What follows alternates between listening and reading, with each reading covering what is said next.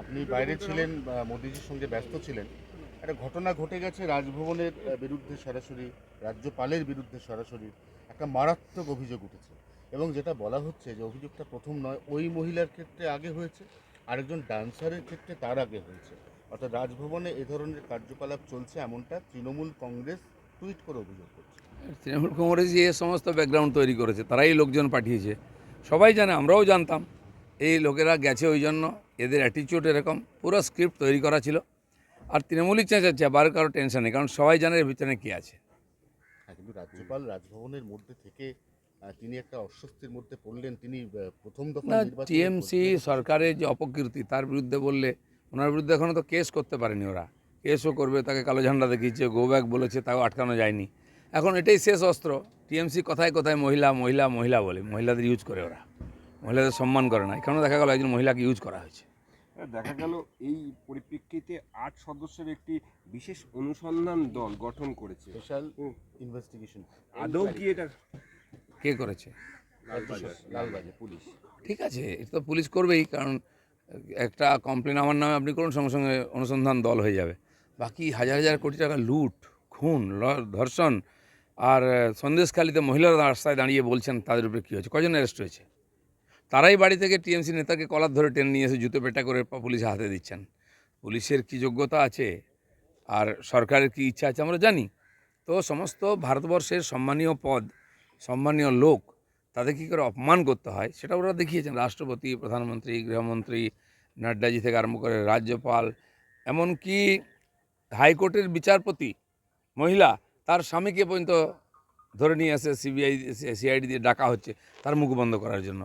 তো টিএমসির যে এই যে মানে নিকৃষ্ট রাজনীতি, এটাই তার পতনের কারণ হবে, আর হয়ে গেছে। মানুষের চোখের সামনে নিজেকে ওরা এক্সপোজ করে দিয়েছে। তৃণমূল কংগ্রেসের সঙ্গে কুণাল ঘোষের একটা খুব দারুণ যুদ্ধ শুরু হয়ে গেছে। এসব মক ফাইট থাকে, আমাদের এ নিয়ে চিন্তা নেই। কিন্তু কুণাল ঘোষ সরাসরি বলছেন এটা ভুল, ওটা ভুল, নিয়োগ দুর্নীতিতে আগে ব্যবস্থা নেওয়া উচিত ছিল, সন্দেশখালিতে আগে স্টেপ নেওয়া উচিত ছিল। শুনুন, অন্নদাসদের কথার কোনো গুরুত্ব নেই। খাবো ওই বাড়িতে, থাকবো ওই বাড়িতে, লাথিও খাবো, মুখও খুলে, দুটো হতে পারে না। দম থাকলে বেরিয়ে এসে রাস্তায় বলুন আর লড়াই করুন। এরা লড়াই করেছে, সময় তার সঙ্গে থাকবে। দিলীপ ঘোষ লড়াই করেছে এই অপকীর্তির বিরুদ্ধে, তাই কেসও খেয়েছে, মারও খেয়েছে, আজ পাবলিক তার সঙ্গে আছে। জেল থেকে কোর্টে যাওয়ার পথে কালকে পার্থ চট্টোপাধ্যায় হঠাৎ করে কুণাল ঘোষের বিরুদ্ধে এক গাদা ক্ষোভ উগড়ে দিয়েছে। তো ওদের পুরনো ঝগড়া, তো ওটা বাড়ির ঝগড়া, বাড়ির স্বামী স্ত্রীর ঝগড়া রাস্তায় নিয়ে যাওয়াটা কোনো ভদ্রলোক করে? আজকে তাই করছে ওরা। মুর্শিদাবাদে ভোট আসছে 7 তারিখ। মুর্শিদাবাদ এত সেন্সিটিভ যে বেনজিরভাবে মুর্শিদাবাদে সবথেকে বেশি কোম্পানি মোতায়েন আছে, এবং মুর্শিদাবাদের ভোট ওই দিন করা যাবে কিনা হনুমান জয়ন্তীর পরিপ্রেক্ষিতে, সেটা একটা বড় প্রশ্ন ছিল। দেখুন, এইসব ভোট ইত্যাদি হাইকোর্ট বলেছে বা ইলেকশন কমিশনও বলছে, আমরা জানি পরিস্থিতি কী আছে। আমিও বহুবার গেছি বহু জায়গায়, ওখানে আইন শৃঙ্খলা বলে কিছু নেই।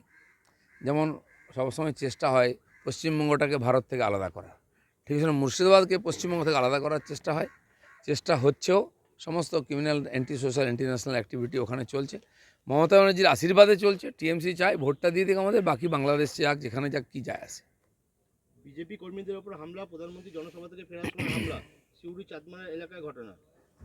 এটা কোনো নতুন ঘটনা নয়, যেখানে হচ্ছে কিছু ভয় দেখানোর চেষ্টা হচ্ছে। আমার মনে হয় না বিজেপির কর্মীরা ভয় পাবেন। এই ভয়ের বিরুদ্ধে লড়াই করে আমরা দূর পৌঁছেছি। এবারে শেষ ধমকি চমকি ওরা দেবে, তারপরে কী হয় সেটা আমরা ঠিক করব।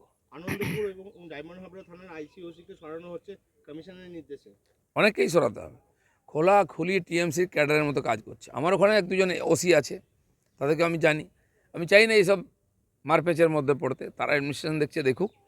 কারণ কি, তাদেরকেও আরও চাকরি করতে হবে বেশ কিছু বছর। এরকম চিরদিন চলবে না, দিদির আঁচলের তলায় বসে রাজনীতি করবেন আর প্রশাসন চালাবেন। তারপরে তো রৌদ্রের মধ্যে আসতে হবে, তো খোলা মাঠে, তখন হিসাব আমরাও বুঝে নেবো কে কত। আর সব রেকর্ড করা আছে, যেমন ওদের নেতারা চমকাছে তাদেরও, আর যে তাঁবেদারি পুলিশের অফিসাররা করছে তাদেরও রেকর্ড আমাদের কাছে আছে। লক্ষ্মী ভাণ্ডার সরকারের মেরুদণ্ড, সরকার দাঁড়িয়ে আছে লক্ষ্মী ভাণ্ডারের ওপর। মমতা বন্দ্যোপাধ্যায় জিতলে গোটা ভারতবর্ষে লক্ষ্মী ভাণ্ডার চালু করবে। শিক্ষামন্ত্রী বাচ্চা বসু মন্তব্য নিয়ে বিতর্ক ছড়াচ্ছে। জয় বাংলা স্লোগান দিয়ে দেশের প্রধানমন্ত্রী হবেন, দেশের লোক স্বীকার করবে? পশ্চিমবঙ্গের লোকই স্বীকার করছে না। কি কী বলে, শত্রুঘ্ন সিনহাও কি জয় বাংলা বলছেন? ইউসুফ পাঠান, কীর্তি আজাদ, এরাও কি জয় বাংলা বলছেন কি স্লোগান? জিজ্ঞেস করুন তো।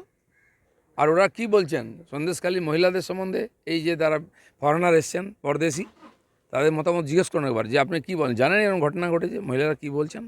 তো এইসব ড্রামাবাজি, এই সার্কাস পার্টিকে আমরা তুলে দেবো ইলেকশনের পরে। চলো কালকে